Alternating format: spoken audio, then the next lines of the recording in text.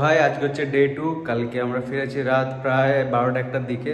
তো তারপরে আজকে আর কি মেন প্রসাদের দিন, পাঠা বলি হয়েছে কালকে। তো আজকে আমরা সবাই মিলে খেতে যাব।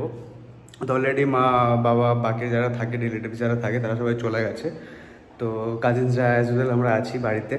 তো এখনই বেরোবো আমরা যাওয়ার জন্য ওখানে ও বাড়ির জন্য। তো জাস্ট ফ্রেশ ট্রেশ হয়ে রেডি ফেডি হয়ে আমরা ও বাড়ির জন্য এবার রওনা দেবো। তো চলো ওখানেই দেখা যাক।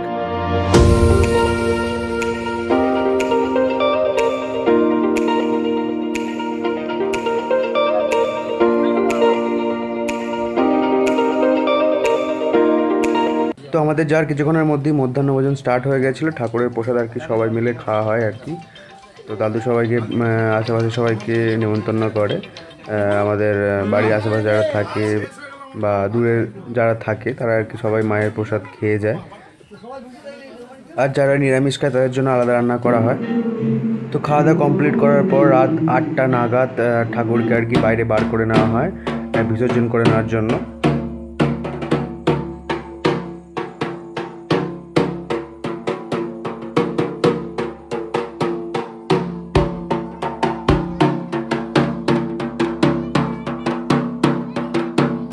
তো বাকি পরিবারে যারা ছিল আশেপাশে যারা ছিল লাস্টবারের মতো মাকে প্রণাম করে নিল। এরপর তো মা বিসর্জন হবে মায়ের।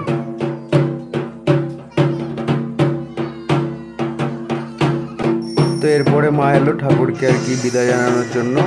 পান পাতার বিভিন্ন ধরনের ফল থাকে, কলা থাকে।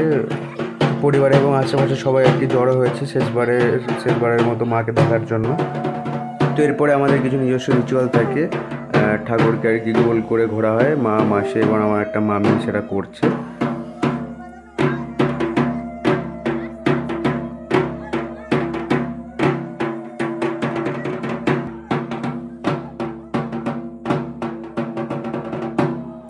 তো এরপরে মা শেষবারের মতো আর কি ঠাকুরকে বিদায় জানাবে। তো আমরা সব পিছনে রেডি হয়েছিলাম, ফল প্রসাদ যাই পড়বে আমরা করিয়ে নেব সেটার জন্য। আমি ভিডিওটার এখানে কাট করছি না, তোমরা দেখতে পাবে পরপর কেমন হয় এই রিচুয়ালসগুলো। তো তোমরা দেখতে থাকো।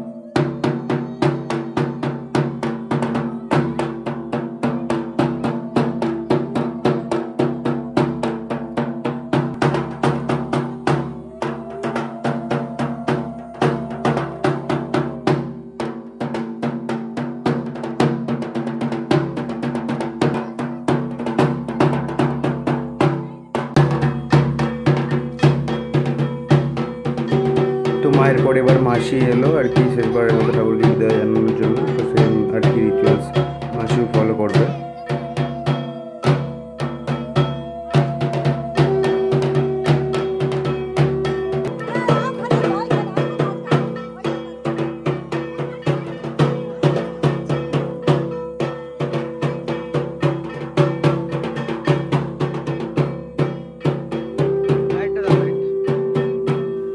তো এবার যিনি আসছেন তিনি হচ্ছেন আমার দিদা। তো দিদা প্রত্যেকবার আর কি ভাবেন এবার কীভাবে এই পুজো করবে ওরা দুজনে মিলে, সেই কারণের জন্য আমরা সবাই মিলে যেখানেই থাকি ছুটে আসি। শুধুমাত্র এই পুজো উপলক্ষে পুজোর ঠাকুর পুজো অর্চনা যেখানে হয় সবাই মিলে আর কি খুব আনন্দের সহিত আমরা সেখানে যাই আসি, লোকজন খাওয়ানো হয়, আমাদের খুব ভালো লাগে। তো দাদু এটা প্রত্যেক বছর কন্টিনিউ করে।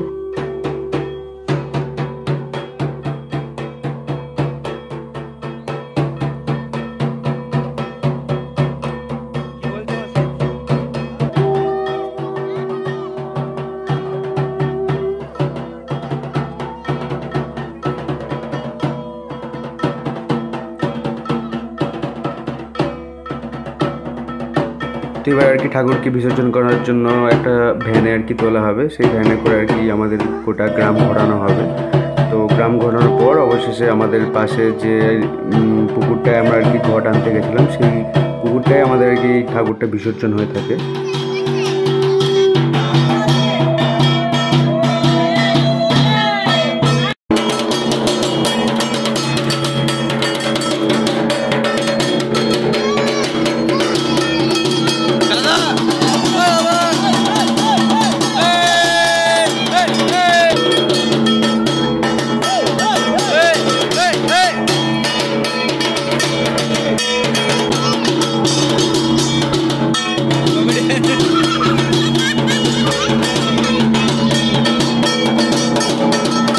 অবশেষে মাকে গোটা গ্রাম ঘুরিয়ে এনে আমাদের বাড়ির পাশে যে পুকুর আছে সেই পুকুরটায় বিসর্জন করার জন্য মাকে পুকুরের কাছাকাছি নিয়ে আসা হলো।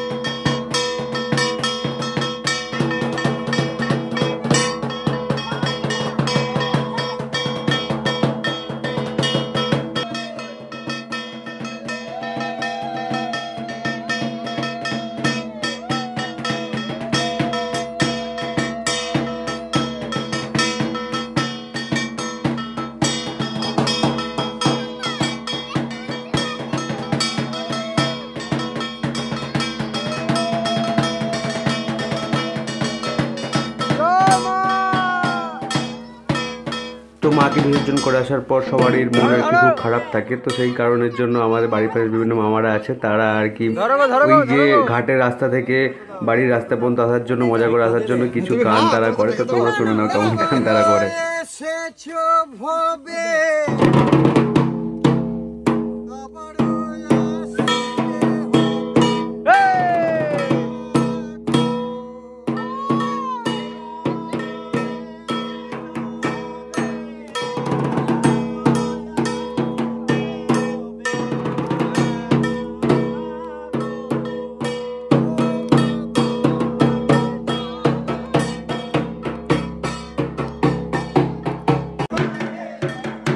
তো এইভাবে আনন্দের সহিত আমাদের 2024 সালের ফলাহারিণী কালী পুজো আমাদের মামার বাড়িতে খুব ভালোভাবে কাটলো।